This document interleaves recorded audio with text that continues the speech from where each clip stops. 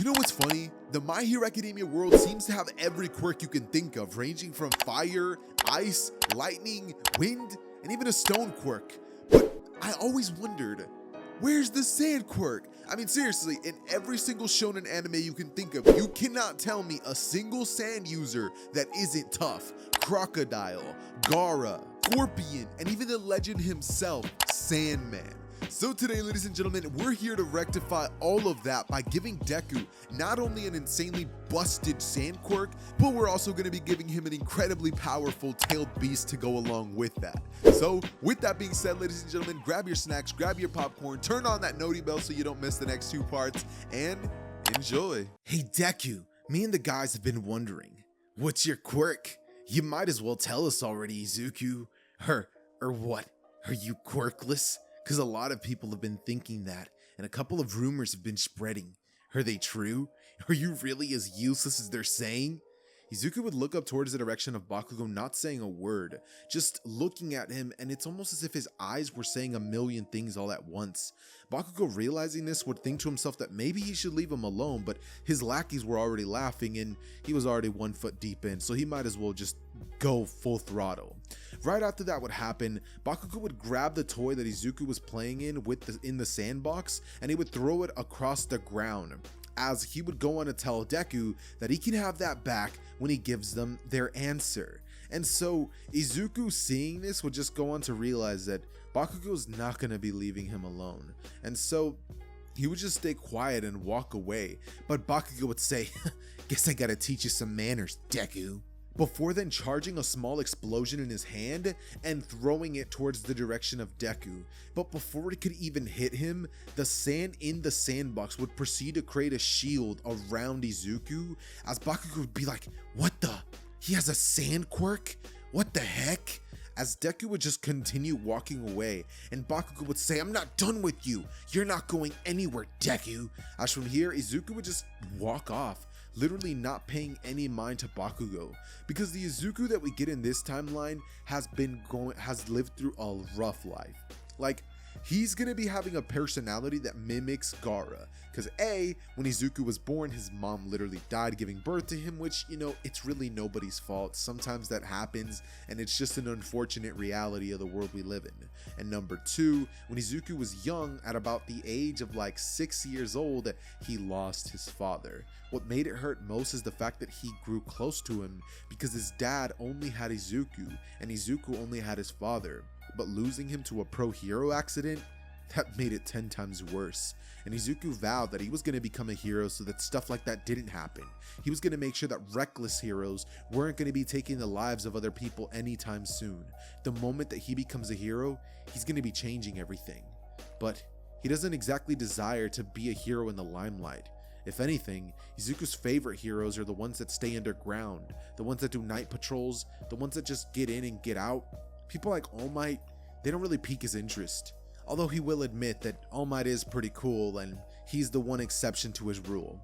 He kinda thinks that he's a pretty good hero after all. So Izuku in this specific timeline, because he doesn't have a mom and a dad, this means that he needs somewhere to stay, so he's going to be staying at an orphanage. And so Izuku, because he's staying at an orphanage, would kind of just like keep to himself. There'd be like the groups in the orphanage where like they hang out with each other, and like it's like the most powerful quirk kids. They usually are the ones that get adopted, but because Izuku has a quirk that he doesn't show off, everyone kind of just thinks he's quirkless. A lot of people do, except for Bakugo and his lackeys, which have chosen not to mess with him, but Bakugo makes it a point to want to mess with him whenever he can. Izuku has done one thing that's kind of interesting for him. Inside of his backpack that he takes to school, there's literally sand inside of it. Kind of like Gaara has his like sand gourd, you know, his gourd. Is that how it's said? Sand gourd? I'm not sure. But kind of like how Gaara has his own thing that he keeps his sand in, Izuku's going to be having like a backpack where he has his like his books and stuff like that organized neatly. And to make sure that the sand doesn't get in his papers, he uses his powers to make sure that that doesn't affect him. Okay. This is the point of the story where I have to explain. Izuku was born with a sand manipulation quirk, and unlike in the original timeline where, you know, of Naruto obviously, where Gaara's mother imbued the sand with chakra, and he has Shukaku and all these things to have all of these powers. Izuku is going to be having Shukaku, but not in the sense that he's going to be having the evil one. He's sort of going to be having like Shukaku as the one that we get in the Boruto, just because like I don't want this dude to become a villain, right? And because he doesn't have his mom and his dad, I figured we might as well toss this version of Deku at least one bone and give him Shukaku, who's going to be helping him out in life and making sure that Izuku's not too alone and he doesn't feel like he has to become a villain or something like that. So he would have Shukaku, but he wouldn't be able to interact with him as much because there's sort of like a period where Shukaku's chakra is sort of manifesting and turning into a full-fledged tailed beast inside of him, and so Izuku would barely understand that Shukaku's within him when he gets to around the age of 10. Izuku's sand quirk would have just been a given due to, you know, kind of the reincarnation aspect that we like to use with these stories, but also I could just say that it's a quirk, you know what I mean, like in realistic terms, but I did want to give him Shukaku, so we are going to be giving him access to things like wall walking and like walking on water and stuff like that, just because like A, it's cool, and B, why not? Also, I've never specifically seen Gaara use like fire style or water style or none of that other stuff, so we're just going to be sticking to sand. Like, I'm not going to be giving him any of those things. He's also not going to be like a shuriken user or kunai user. He's strictly just going to be a sand hero. And I mean, if we're being honest, it's going to be pretty effective. There is kind of sand literally everywhere in this world, right? But regardless, as Izuku would grow up during the years, nobody would really end up adopting him, and it would eventually just get to a point where Izuku would go from orphanage house to orphanage house, and he would just keep to himself, stay quiet, with there being a couple of traumatic houses, which would lead Izuku to realize that he also, in becoming a hero, he's gonna need to make sure that stuff like this doesn't happen to other kids who can't defend themselves. Not that Deku ever has defended himself, because he can if things get too bad, but things have never gotten that bad. But Deku was just sort of realized that the world is not as peachy and roses as everybody else seems to think it is. At least, like everybody else, like Bakugo thinks it at least.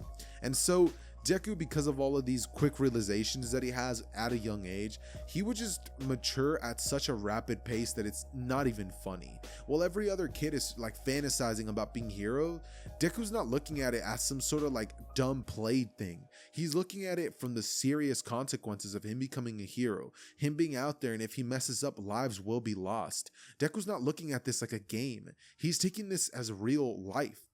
And because of that, Deku's grades would be phenomenal. He's always at the top of his class, and he would keep up with extreme levels of training. Deku's physical strength would be off the charts crazy, like a little under Stain's levels, obviously, because he's not exactly super powerful in that sense, but his sand control, it's just off the charts. If Izuku truly wanted to, he could create like a sand golem or a sand dragon that would just shoot at you, or sand hands that would like grip you and squeeze you, causing all of your blood to just squirt everywhere. He also has Gaara's perfect defense and many of the things that make Gaara just an imposing, powerful beast. So Deku, he's kind of cool. Regardless though, like I said, over the years, Bakugo would definitely try to bully Deku, messing with him whenever he can, but Deku just always ignores him. Eventually, the day of the first episode of My Hero Academia would come around, and with this day would pretty much come the situation where the villain would mug some people. So with Izuku seeing this whole thing go down, Izuku understanding that there's definitely ways that he could handle the situation without showing who exactly is doing it, would just kind of like put his hand inside of his hoodie pocket, because he'd be wearing a hood this day much like many other days. I mean, like, this dude literally wears hoodie even when it's hot, you know, like he's one of those guys. Not gonna lie, that was kind of me in high school, but you know, that's besides the point. Anyways, Deku would like begin moving his hands inside of his like hoodie pockets as sand from the ground would begin to accumulate, and two gigantic arms would sprout out from the ground, grabbing onto this villain as it just holds him in place, hardening the sand as Deku would just walk away acting like nothing happened. And everybody watching would be like, who did that? Who did that? Who used their quirk? Pro heroes around would be like, whose quirk is that? And Deku would just fade into the shadows, not really caring. Eventually he makes his way to his classroom, and finally when the teacher would walk in, he would say, "Alright class, I'm going to be giving out career aptitude tests. Go ahead and fill these out to your best abilities and see what you guys are going to do in the future." But as he would say that, he would finally begin to chuckle, not being able to do it seriously with a straight face, as he would say, "Who am I kidding? I know you all want to become heroes!" Throwing the papers off into the air as everybody begins to use their quirks. Everyone but Deku, because like I said, it's not a game. But as Bakugo seeing this, he'd be like, "Don't lump me in with these D-listers, teach. These guys would be lucky to even be sidekicks to some busted hero." As from here, after hearing that, he would say, "Bakugo, don't you want to go to the national school, UA?" And Bakugo would say, "Yeah, and that's where my tale's gonna start. I'm gonna become rich and famous. I'm gonna be the best hero around." As he would suddenly then go on to say, "Oh yeah, Midoriya, you also want to go to the national school as well, don't you?" Bakugo, after hearing this, would turn towards the direction of Izuku, gritting his teeth and throwing an explosion at the desk, leading Izuku to be sent flying from his desk onto the ground, as he would land there not saying a thing, just kind of like sitting there and looking at Bakugo with a dead-eyed expression. Bakugo from here would go on to tell Izuku, what, he's not gonna do anything about it? He always knew he was a loser. And the teacher would say, "Settle down, Bakugo, leave Izuku alone. He likes to keep to himself. Let's let things stay like that." And some of the kids in the class would be like, "Yeah, he should leave him alone. He has a powerful quirk. I don't know why he doesn't fight back." And as all this would be happening, we would just hear Shukaku in the background going, "Hey kid, go, you use your quirk. Use something. Send that boy out the window. Use your sand to send him crashing out there, or crush him. Crush him with a fist. Make his blood splatter everywhere. Come on, kill the kid. He just disrespected you in front of everybody." And Deku internally would think, "Shut up, Shukaku. I'm not about to kill him for some senseless bullying. Is he an idiot, and do I want to beat him up sometimes? Yeah, but I'm not going to take it there. At the end of the day, if he's not hurting anyone else, I don't really care." And so he would get up, not looking at Bakugo, and just sit back down, putting his desk where it goes, as Bakugo would say, "At least he knows his place. He's been knowing it ever since that day.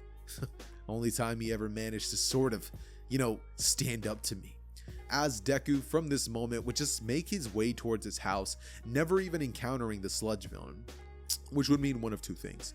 Either the sludge villain gets away, which is a definite possibility, or All Might captures the sludge villain, turns him into the police station, and we don't get the situation with Bakugo, the sludge villain, Midoriya, or All Might taking place. And so we're now able to just focus on the following next 10 months leading to the UA entrance exam, and during those 10 months, Deku would train intensely. Not only would Izuku rely on his sand because he knows that people like Aizawa are out there who can eliminate quirks, so Izuku would definitely look into learning some sort of taijutsu, a fighting style. And we could just say that his hand-to-hand combat abilities aren't going to be insanely through the roofs, but they're competent. Like he can handle his own if he doesn't have access to his quirk. And so that's exactly what Deku would do, because when it comes to his sand quirk, Deku kind of has things all figured out and settled in. Shukaku would show him a couple of things, and Shukaku would even ask to come out fully, but Deku would never really let that happen, and Izuku knows that if he ever does need more extra power, he can always tap into Shukaku's one-tailed state, where parts of Shukaku would begin showing physically on Izuku, much like when Gaara transformed into the partial one-tailed state facing off against Sasuke and in turn Naruto in the forest. So after this would take place, actually speaking of Naruto, if this video came out when I'm thinking it's going to come out, this means that on this same day, I'm actually also going to be dropping a Naruto what if, which is going to be, what if Naruto was Bardock's reincarnation? So if you guys watched that, definitely go check it out. I think I popped off with that one, I'm not going to lie. It's going to be having a little bit more storytelling at the beginning than usual, just because I scripted it. And then this one, I'm not going to lie to y'all, I didn't script it at all. I just sat down because it's like halftime during the Warriors game right now, and I'm just like, I'm really hoping that these dudes win and pull through somehow, because right now they're still down a couple of points. But anyways, I digress. I'm over here rambling. You guys came for a what if, not for me to talk about basketball or other videos that I'm making. Well, technically not, but anyways, moving on. Eventually the 10 months would finally be over, and we would finally see Izuku taking the entrance exam. The written portion, nothing really happens there, and Izuku wouldn't run into Uraraka like he does in the original, because again, he's not exactly this, you know, like mumbling kid who like is super nervous and stuff like that. So that doesn't take place. He also doesn't mumble inside, meaning no Ida situation, and when he would finally make his way outside, he doesn't bother to go towards Uraraka, so that Ida interaction doesn't even happen either. As soon as President Mike tells them all to go, Izuku would instantly proceed to use his sand to essentially create two gigantic arms and throw himself straight towards the direction of a bunch of robots. Izuku in this moment causes a bunch of like sand to grow up into the air as he would catch himself, and he would create like little landing spots for him to put his feet on, similar to what the microbots do in Big Hero 6, where he creates like footholds for himself out of sands.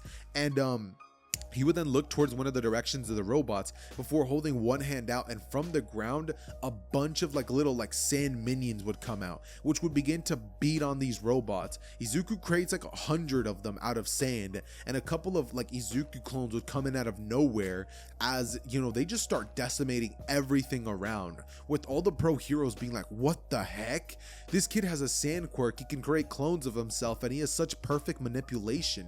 How is this even possible? Some of them would be thinking, but Nezu would think to himself, impressive, I wonder what he'll do with this, as he would then go on to pretty much summon the zero pointer, and Izuku, seeing that, would just look up bored before all of his clones and all of the little like things would just like collect into one specific being, turning into like this gigantic Sandman like creature. Like, have you guys seen Spider-Man 3? That's what happens. This Sandman thing would proceed to then instantly punch the zero pointer, sending it crashing onto the ground, as Izuku would use his sand to make sure that the collateral damage is pretty much kept to zero, dropping the zero pointer in a location where it literally destroyed nothing. And Nezu, seeing this, would be stunned. Not only was he willing to show off a little bit to show that he's powerful, but he was willing to show that he has awareness of everything that's going down. He's not going to defeat a villain in such a rash way that other civilians get damaged or anything.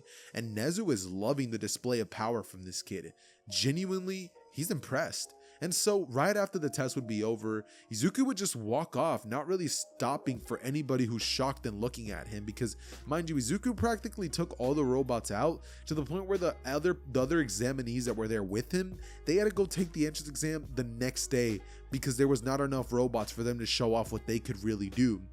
So everybody else would be tasked with, you know, figuring out their abilities the next day, and Izuku would just be at home when finally his letter would come in, his acceptance letter from UA, as his adoptive parents for now that he would be at would open the letter and see the message for themselves, as they would like realize, like, this kid that doesn't speak is this strong? They're like, kid, come here right now. And Izuku would come down from his room, headphones in tow, as they ask him if this is really true, he really got into the school. Izuku would go on to say that he did, what of it? And they would say that this is great. With this, they could finally make it out of this situation. They can have money. They can finally stop struggling and adopting these useless orphans to make it by. And Izuku, hearing that, would just get extremely angered by that, but just stay quiet. As Shukaku would say, yeah, you should just kill those guys. Kill them now. No one's gonna know, and no one's gonna miss them. Create clones to make it look like they got injured somewhere else. Come on, Izuku, just do that. But ultimately, Izuku, after hearing that, would just kind of have like a scowl on his face and say, Shukaku, I'm trying to become a hero. His adoptive parents hearing this would be like, what? Who's Shukaku? As Izuku would say, don't worry about it. Look, I'm gonna become a pro hero. And not only am I gonna become a pro hero, but I'm almost positive I'm gonna be a top 10 at least. Look, if I can promise you guys a load of money, will you promise me to start treating the rest of the kids fairly, giving them better food, and making sure that I you stay out of my way? The parents instantly just looked at him and they were like, we could do that right now. In fact, I'll go grocery shopping. Just promise that fat stack of cash when you become a hero, okay? And Izuku would say, I promise. As they'd say, so what's your quirk anyways? Like, as Izuku would show them that he has sand manipulation, and from all the little crevices in the house where like little dust would formulate, Izuku would create like a little flower in front of his hand, as they would all be stunned like there was a literal sand flower. This dude's over here doing Patrick things, like creating things out of sand, you know? And Izuku would then make his way back towards his room, as he would just ignore everything, cranking up some loud rock and roll music, as finally Izuku would make his way towards UA when the first day would finally come around, and Izuku now finally can make his way towards the beginning of his journey to become a pro hero. Izuku enters the classroom, immediately noticing that Aizawa was their homeroom teacher. Izuku would crack a slight smile before sitting down on the desk, putting his headphones on, and Uraraka would go over to him, asking him how in the world he was able to do all that during the entrance exam. But Izuku looks at her, responds a little bit, a couple of times, a little dryly actually, and then proceeds to signal towards Aizawa, saying that he thinks class is going to start soon. So Aizawa would get up, everybody would stay quiet, and he would go on to tell them to meet him outside where they're going to be taking the Quirk apprehension test. Everybody would do just that, making their way outside, not making Aizawa wait at all, as Aizawa from here would go on to toss the ball towards Izuku, who actually broke UA High's record for his robot points and no rescue points because he didn't rescue anybody, but robot points, as Izuku would just proceed to create a contraption out of sand that would launch the ball as far as he could possibly go. Did he get the most impressive scores in the universe? Not really. In fact, he got lower scores than Bakugo, and this would lead Bakugo to be like, I knew it. Your Quirk isn't all that special. You just got lucky with the robot portion. As Bakugo goes up next, throwing the ball extremely far and smirking, before then Uraraka would throw hers to infinity, and Bakugo would be like, she just got lucky. As from here, we would have the rest of the tests, and Izuku would actually do very, very well on all of them. All of the tests that he could actually use his sand ability on, he would pretty much get towards the top, and the rest of them he would stay towards the top as well, actually, because his physical abilities are just that good, straight up. So after all this would be said and done, a couple of people would go over towards Izuku, saying that his Quirk is awesome. They haven't seen a Quirk like that ever since they would bring up Cementos, that he has a Quirk similar because he uses cement and Deku uses sand, and Izuku says, they're really different, that. As, from here, Shukaku would be going in his head, hey look, you're finally gonna have friends, aren't you? Now you're in high school, you have no choice but to interact with these kids. As Izuku angrily would be like, that doesn't mean I have to befriend them. And so Izuku would make his way out of there, just being like, I don't have time for this. And so he would make his way home, where he would think to himself, I wonder when part 2 is coming out. Guess that's all dependent on whether you guys hit the like button or not, because I need to know if you guys want a part 2 to this or not. So smash the like button, let me know what should happen in part 2, and give me some comments down below of some really cool attacks that Izuku should do. With that all out of the way though, ladies and gentlemen, I'm gonna go back to watching the Warriors. I love each and every single one of you guys. God bless and peace. Hey, you made it to the end of the video. Like it or die! That wasn't the line, Kachan! Whatever!